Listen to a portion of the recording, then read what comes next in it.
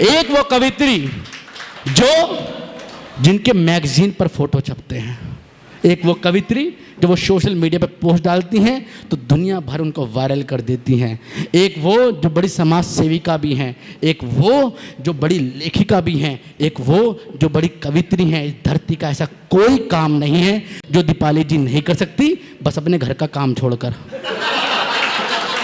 उसके लिए जैन साहब को रखा हुआ है, वो रखे हुए हैं। लेकिन अच्छी बातें कहती हैं। जब मैं देश की बड़ी कवित्री को उन्हीं के घर में आमंत्रण देना चाहता हूं तो आप लोग की तालियां उनके मार्ग प्रशस्त करेंगे। 4 पंक्ति कहता हूं कि वफाएं मोहब्बत का राज खोलती हैं, वफाएं मोहब्बत का राज खोलती हैं, लैला शीरी मुमताज बस यही बोलती हैं कि मोहब्बत से बढ़कर इबादत नहीं कोई, नफरत तो फिजाओं में जहर घोलती है। तो ताली बजाइए आकाशवार दीपाली जैन। कितना अजीब शख्स है, पत्नी पे फिदा है, उस पे कमाल ये है कि अपनी पे फिदा है। प्रद्युम्न जी अपनी पत्नी के बारे में बात कर रहे थे, बड़ी बड़ी बातें कर रहे थे। मुझे ससुर जी ने 24 घंटे के लिए अपॉइंट कर दिया है, इनका बॉडीगार्ड हूँ, ये हूँ वो हूँ, और वो ये है और वो है। मैंने कहा एक बार पत्नी जी से भी तो पूछ लो उनके जी में क्या है। वो बेचारी देखो मुंह पे हाथ रख के मंद मंद मुस्का रही हैं। वो कह रही हैं हम औरतों से ज्यादा बुरी किस्मत तो किसी की होती ही नहीं जी। जो हम झेल रही हैं, हम बेचारी औरतों को तो आज तक कोई रिश्ता अच्छा मिला ही नहीं। मैं बिल्कुल सच्ची बात बता रही हूँ, इनके मन की बात बता रही हूँ। कहे हम जब सास बनती हैं तो हमें बहू अच्छी नहीं मिलती, बहू बनती हैं तो सास अच्छी नहीं मिलती, जिठानी बनती है तो दौरानी अच्छी नहीं मिलती, दौरानी बनती है तो जिठानी अच्छी नहीं मिलती, नंद बनती है तो भाभी अच्छी नहीं मिलती, भाभी बनती है तो नंद अच्छी नहीं मिलती, और रहा ले दे करके पति, अजी वो तो आज तक किसी को अच्छा मिला ही नहीं। अब ये इन्होंने आज रविवार को ये कार्यक्रम रखवा लिया है। बहुत खुश हैं जी, सारा पुरुष समाज बड़ा खुश। सारा दिन छुट्टी, सारा दिन लोट लगाई है, घर में सो रहे हैं, ऑर्डर कर रहे हैं, कभी पकौड़े बनवा रहे हैं, कभी चाय बनवा रहे हैं, फिर कह रहे हैं 10 लाख नहीं चल रही है, जरा काजू बादाम वाली नमकीन बना दियो, जरा पेड़े बना दियो घर में। इनके चटोरपन नहीं खत्म हो रहे। लेकिन हम औरतों से पूछो हमारे जी पर क्या बीतती है। ये जो इतवार होता है, मैं सब महिलाओं की तरफ से कहती हूँ कि बाकी सारे खाली बैठे और हम रेलम रेले में। इस संडे ने डाला हमको तौबा बड़े झमेले में, और घर पे बैठे पति देव भी छोटी मोटी सांस लगे। छोटी मोटी कि घर पर बैठे पति देव भी छोटी मोटी सांस लगे, सबके आगे दांत दिखाएं, मुंह बिचकाएं अकेले में। वाह वाह वाह। अच्छा मैं बताऊं आपको, ये प्रद्युम्न जी बहुत बढ़िया, बड़े सज्जन व्यक्ति हैं। मुझसे कह रहे थे दीपाली देखो रक्षाबंधन के बाद पहला कार्यक्रम हो रहा है, पहली बार आ रही हो, छोटी बहन हो, कुछ ना कुछ तो दूंगा, खाली हाथ विदा नहीं करूंगा। मैंने कहा देखो जैनियों का प्रोग्राम है, मैं तो लिफाफा लूंगी नहीं। कहते नहीं लिफाफे की बात अलग है, पर तुम राखी के बाद आ रही हो, कुछ ना कुछ तो दूंगा, खाली हाथ तो भेजूंगा नहीं। बताओ क्या चाहिए। मैंने कहा कुछ नहीं चाहिए, आपने बहन बना लिया। आजकल के समाज में अपनी सगी को तो कोई पूछ राजी नहीं है जी। तुम बाहर वाली को भी पूछ रहे हो, कितनी बड़ी बात है। कहते नहीं कुछ लेना पड़ेगा। जब ये पीछे पड़े तो मैंने 4 पंक्तियों में डिमांड रख दी अपनी। सुनिए क्या मांगा मैंने। स्वागत है। सोना चांदी मांगू ना, हीरो का हार मांगू, सच कह रही हूँ भैया ना कोई कार मांगू, हिस्सेदारी में केवल आधा व्यापार मांगू। जिंदाबाद, लेके जाना। हिस्सेदारी में केवल आधा व्यापार मांगू, किस्मत बना दे मेरी, दुनिया सजा दे मेरी, कर दे प्रॉपर्टी मेरे नाम।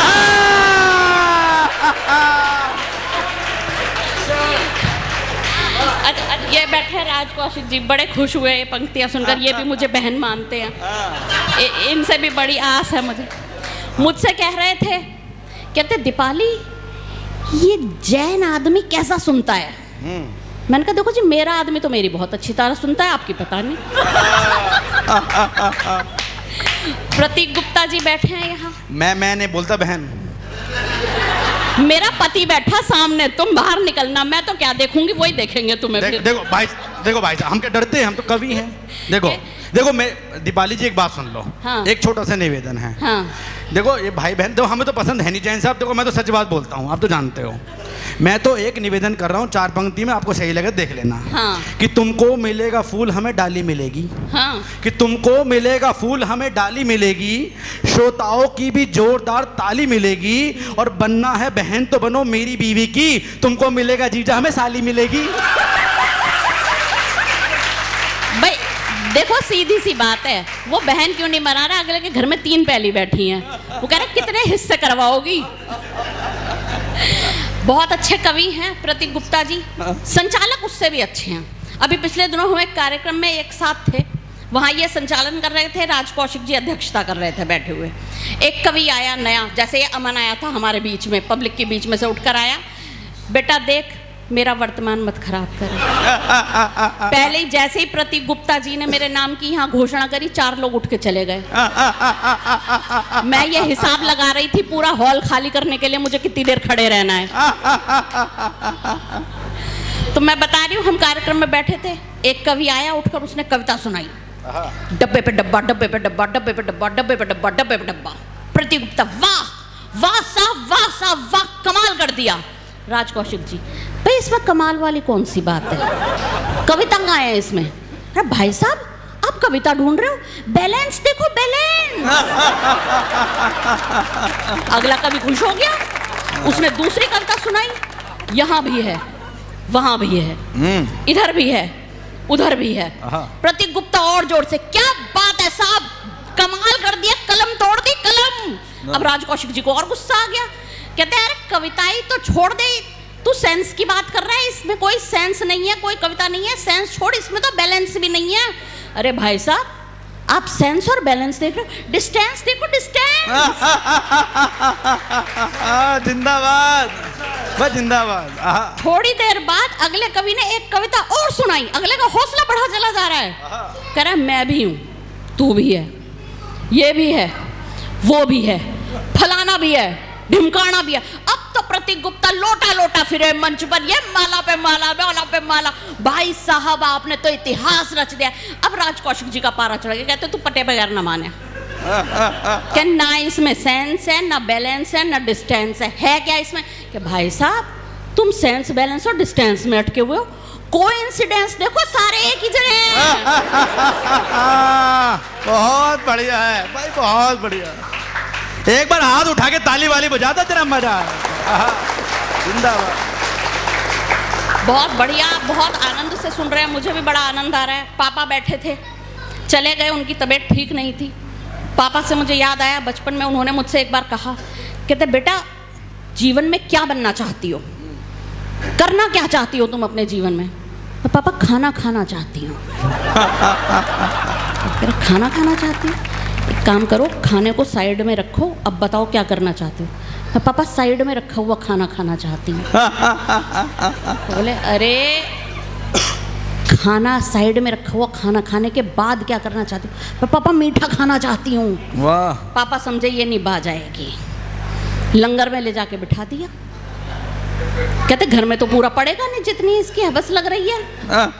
भाई साहब मैंने खाना शुरू करा, जब मैंने 156 पूड़ियाँ खा ली, मैंने घड़ी देखी 2 बज रहे थे, मैं उठ के खड़ी हो गई। एकदम से मुझे रोका लंगर वाले ने, कहते बहन जी कहाँ जा रही हो? मैं अच्छा अब मैं घर जाके खाना भी ना खाऊं।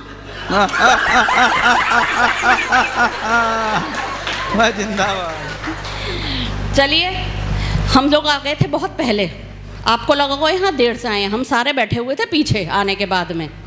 जब बैठे हुए थे बात करते करते इतनी देर में हमारे राज कौशिक जी उठकर चल दिए।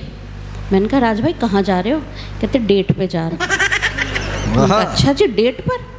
थोड़ी देर में प्रद्युम्न जी उठकर चल दिए। मैंने कहा प्रद्युम्न जी आप कहाँ जा रहे हो? कहते मैं भी डेट पे ही जा रहा हूँ। मैंने कहा अच्छा जी आप भी डेट पर? इतनी देर में प्रतीक गुप्ता उठकर चल दिए। मैंने कहा क्या बात प्रतीक जी तुम भी डेट पे? ये तो गुस्सा हो गए। कहते हम मेरठ वाले हैं और सारा जैन समाज जानता है मेरठ का आदमी कभी डेट पे नहीं जाता, हम तो सीधा तारीख पे जावे। जिंदाबाद, बहुत बढ़िया। चलिए समय की अपनी सीमा है, हमारे साथ राज कौशिक जी की उपस्थिति है, हमें उन्हें भी सुनना है। मैं आपके अपने समाज की हूँ, आप उनकी अपनी बेटी हूँ, मुझे तो आगे भी सुनते रहेंगे।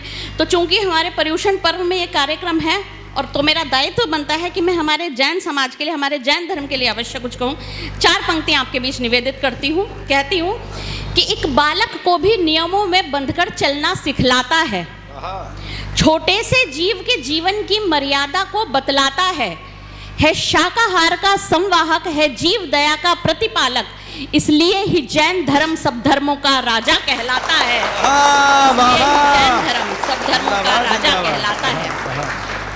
और हम चूंकि जैन हैं, पर्युषण पर्व चल रहा है, तो हमारे मन में क्या भाव आने चाहिए, ये कहती हूँ आपसे। स्वागत है कि प्रार्थना करूँ ये दिन रात मेरे गुरुवर, जैन धर्म से कभी डिग नहीं पाऊँ मैं।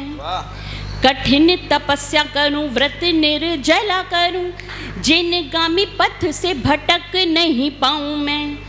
10 लक्षणी के धर्म मानूं पूरे मन से, 10 दिन विधि में अटक नहीं पाऊं मैं।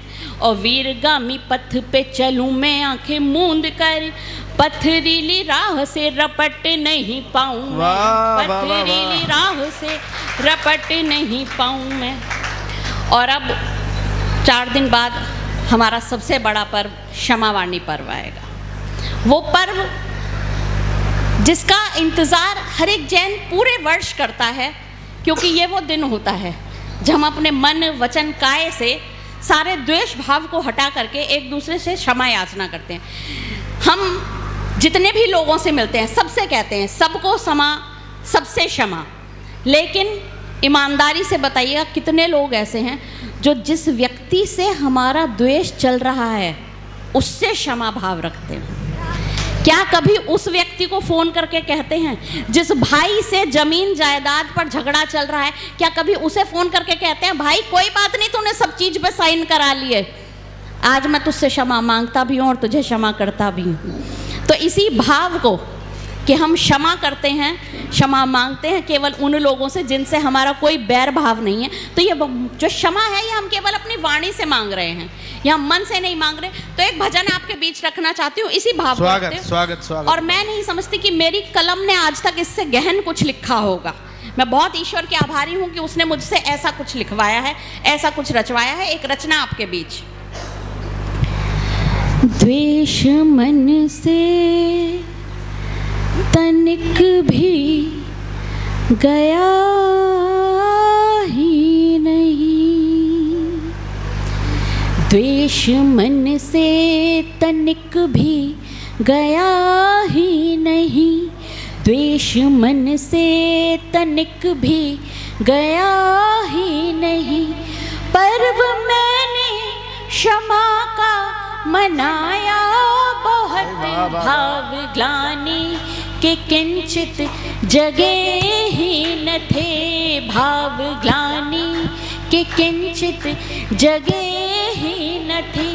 खेद झूठा ही मैंने जताया बहुत, द्वेष मन से तनिक भी गया ही नहीं।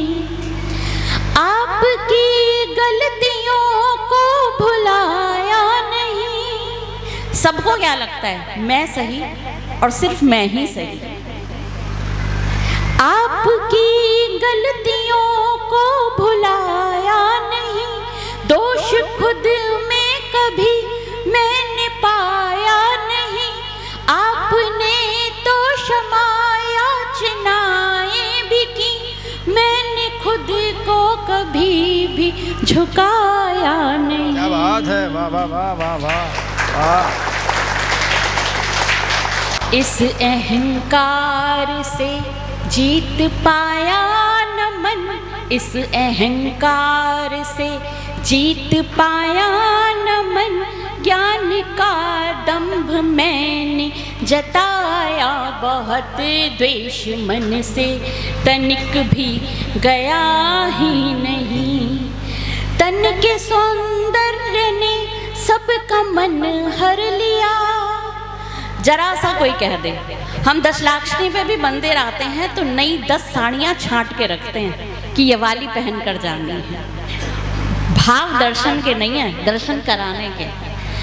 तो तन के सौंदर्य ने सबका मन हर लिया, इस क्षणिक रूप ने मुझको गर्वित किया, मन ये काया की माया में उलझा रहा, मिथ्या गुण गान ने मान से भर दिया।